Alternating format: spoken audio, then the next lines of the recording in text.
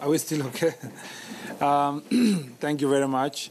First of all, I totally associate myself with the comments of my counterpart, Honorable Aden Duale, and that is the position of the leadership of the parliamentary group of Jubilee. Yesterday, you covered a section of parliamentarians from Nyanza region who reacted to the petition. And as they spoke, it is true, our parliamentary group did not sit down, nor the Jubilee leadership, to petition against Justice Maraga. Having said that, I want to make it abundantly clear that I've had the occasion to read that petition. It raises very weighty matters, issues that are integral in judicial integrity, matters that are related to the conduct of a very important office of the Chief Justice, and goes to the core of our constitutional structure as a country. I must also make it abundantly clear that that's not the first petition that has gone to the judiciary.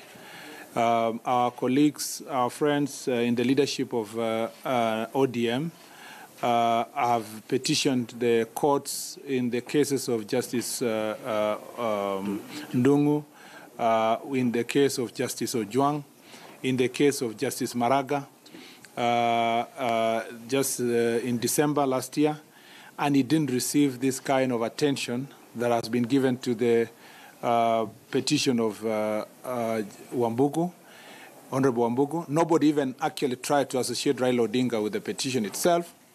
It is suspect that people are quickly pointing to the leadership of Jubilee when a member who has constitutional right to raise any matter for this republic raises issues that he thinks they are weighty.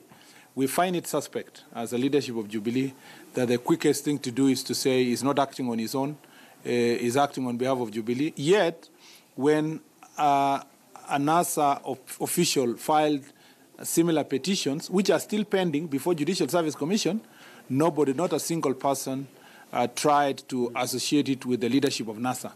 I think as a country, we must learn to have certain level of consistency when dealing with matters of constitutional importance like this. Number three is to say that Judicial Service Commission has the capacity and the ability to deduce what is truth and what is not, and will be able to advise accordingly in terms of considering the petition of Wambugu. Be it as it may, we must make it abundantly clear that we never applied our mind to the application itself and petition itself.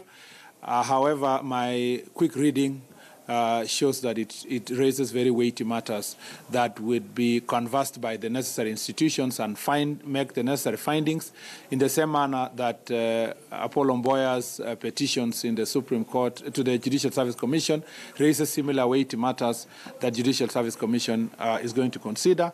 And I